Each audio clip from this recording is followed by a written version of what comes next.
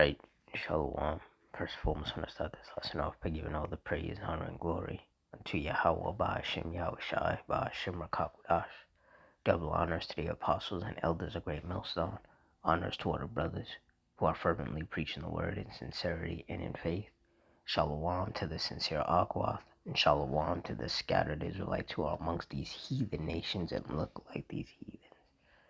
Now, this lesson is going to be based on basically an update of what happened in Venezuela with the two earthquakes that hit. So through the Spirit, I'm going to read this article, get some precepts, the Lord's will you edify.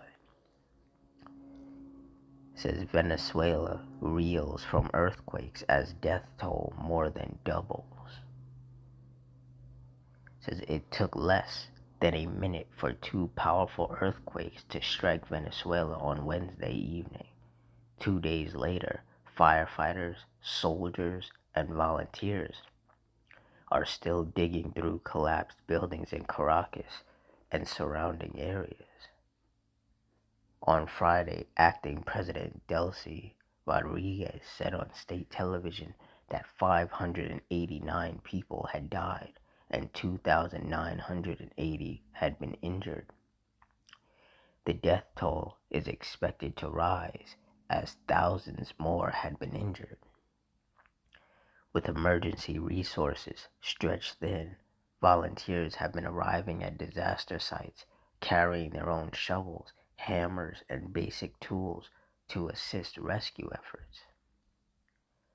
In a place like this, you just feel shocked. I don't even feel like taking photos, said volunteer Sebastian Arias, who described moving between neighborhoods where buildings had also collapsed. Arias said some sites were overcrowded with volunteers, while others appeared to lack help and equipment. Entire neighborhoods across Caracas and northern coastal states have been left in ruins, with international assistance now arriving to support overwhelmed local responders. The last earthquake of comparable scale to hit Caracas occurred in 1967, when more than 200 people were killed in a magnitude 6.7 quake. Wednesday's quakes, measuring magnitude 7.2 and 7.5, were felt across at least 5 northern states along the Caribbean coast, where strong earthquakes are relatively rare. Residents described scenes of chaos as buildings swayed, glass shattered, and people rushed into the streets. That everything was moving. My flower vases were crashing on the floor, and even paintings were falling off the walls. I had never experienced something like this, said resident Claudia Castillo. Anna Sulfur lives in Los Palos Grandes, a neighborhood in Caracas where at least 3 buildings collapsed. She was driving past the shopping mall when the first earthquake struck. She said, I saw people running from inside the mall. I saw a big cloud of sand, and I decided to do breathing exercises because all of my body was shaking, she said. While damage has been reported across the capital and several northern states, authorities say the worst destruction is centered in La Guaira, the port city that serves as the main gateway to the capital. Dozens of buildings have collapsed there, leaving rescue crews working through mountains of debris in a race to reach those still trapped.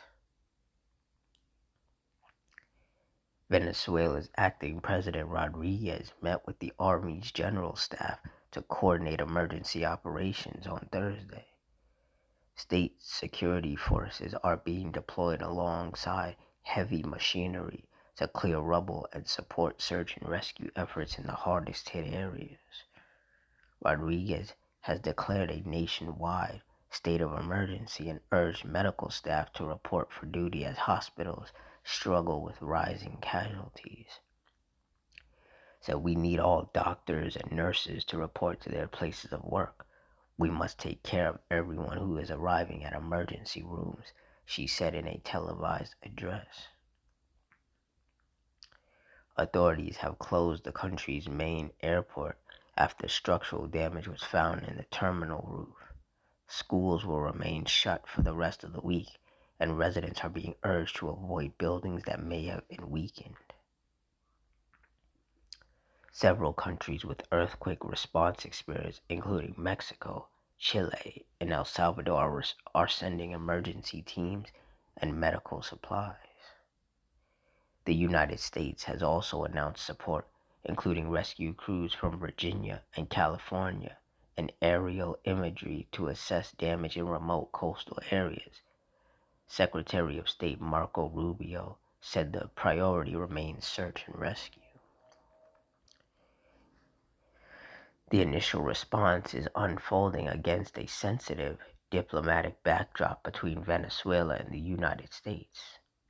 Former Venezuelan leader Nicolas Maduro was seized in January during a U.S. operation, further straining already tense relations.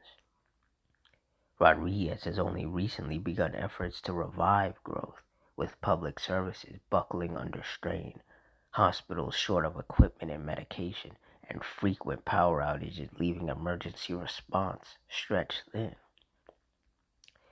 The earthquakes have exposed the fragility of a system already pushed to its limits. And basically that's what the Lord is going to continue to do, is push these countries to their limits by sending more storms, tempests, fires, and earthquakes upon them.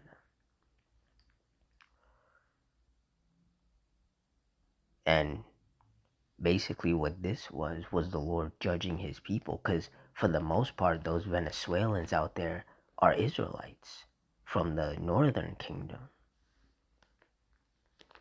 and the Lord is basically doing some house cleaning and bringing judgment upon the wicked of his people. And if the Lord is doing this type of damage to his own people, imagine what he's going to do to these heathens that he doesn't like. Psalms 9 and 16. The Lord Yahweh is known by the judgment which he executeth. The wicked is snared in the work of his own hands. Higgaion Selah. Yeah, so these two earthquakes, the 7.2 and the 7.5, that has caused so much chaos and destruction and death out there in Venezuela, that was the judgment of the Lord upon his own people.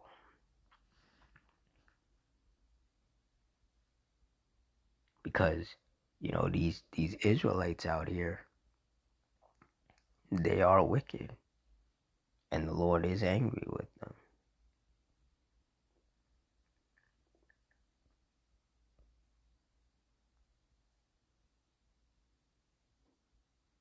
Salakia. Hang on. Hebrews 10:31 and 30, Salakia. For we know him that have said, Vengeance belongeth unto me. I will recompense, saith the Lord. And again, the Lord shall judge his people. And that's what those two earthquakes were. All of that destruction, all of that chaos, all of that death that has taken place in Venezuela, that was the Lord judging his people, judging the wicked of his people.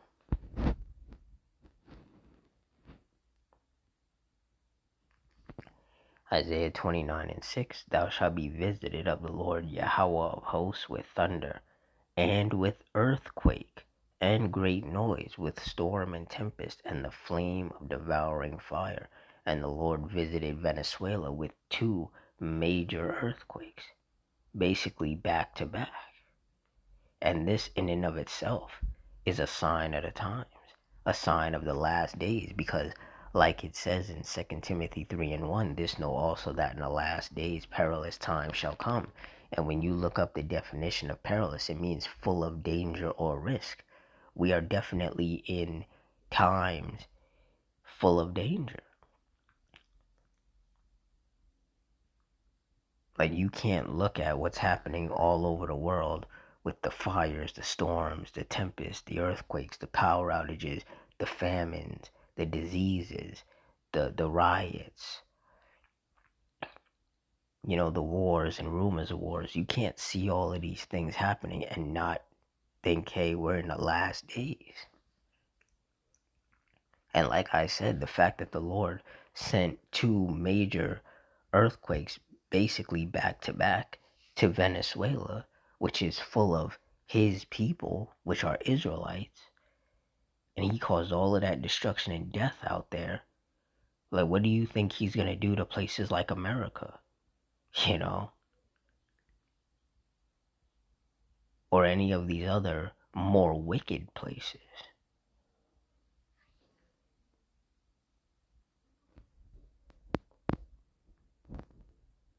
Matthew 24:7, for nation shall rise against nation and kingdom against kingdom, and there shall be famines and pestilences and earthquakes in diverse places. And when you look up the definition of diverse, it means many or multiple. And there are earthquakes happening in many and in multiple places all over the world. And through the Spirit, I've been saying that these earthquakes were going to happen more frequently. And the fact that Venezuela got hit with two major ones, back to back, that in itself is a sign of the frequency of earthquakes increasing. That goes to show that the Lord is opening those floodgates of judgment more and applying even more destruction.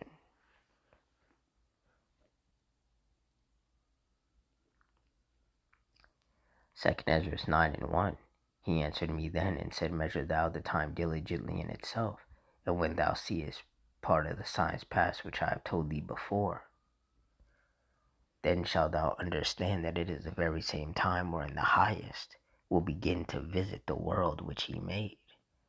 Therefore, when there shall be seen earthquakes and uproars of the people in the world, then shalt thou well understand that the Most High spake of those things from the days that were before thee, even from the beginning. For like as all that is made in the world hath a beginning and an end, and the end is manifest. Even so the times also of the highest have plain beginnings in wonder, and powerful works, and endings in effects and signs. And these earthquakes are powerful works from the Lord. And they're also signs of the last days, signs of the Lord's vengeance upon the wicked, and signs of the Lord visiting this world which he made. And it's going to get worse. It's going to get continuously worse. And like I said, if the Lord would do that to Venezuela, which is full of Israelites, his people is predominantly full of Israelites, his own people, imagine what he's going to do to a place like like the United States, which is not only full of Israelites, but full of all nations. The U.S. is a melting pot. Every nation you could think of is here. This is by far the most wicked place on the earth. Imagine the type of judgment the Lord is going to unleash upon this wicked place.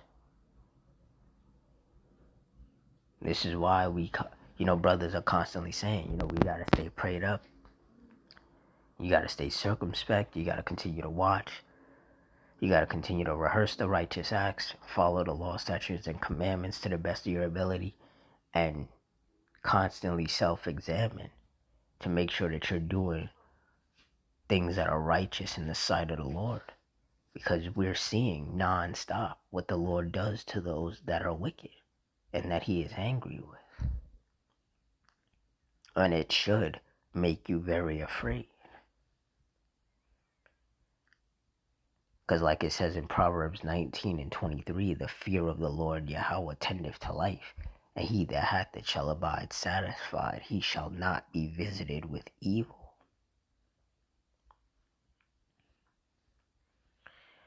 So with that, I'm going to wrap it up here.